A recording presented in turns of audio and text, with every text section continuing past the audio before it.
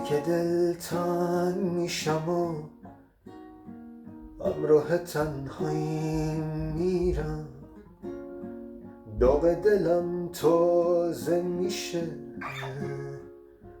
زمزمه های خوندنم، وسوسه های موندنم با تو هم اندازه میشه.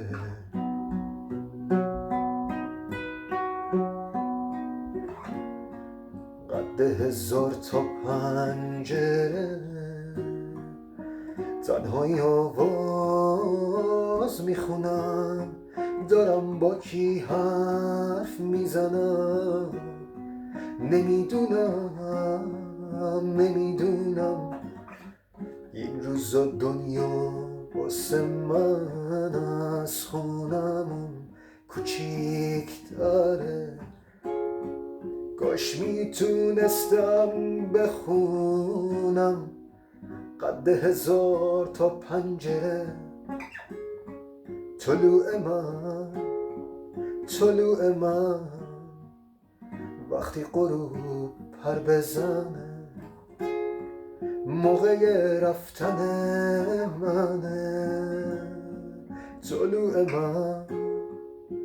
طلوع من وقتی غروب پر بزنه، موقع رفتن منه. حالا که دلتنگی داره، رفیق تنهایی میشه، کوچه ها نارفیق شدن. حالا که میخوان شب و روز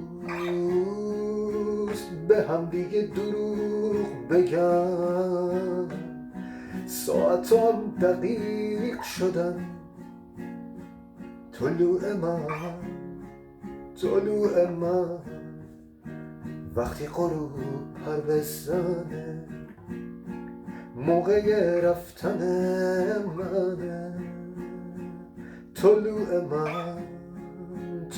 من وقتی غروب پر بزنه، موقع رفتن منه.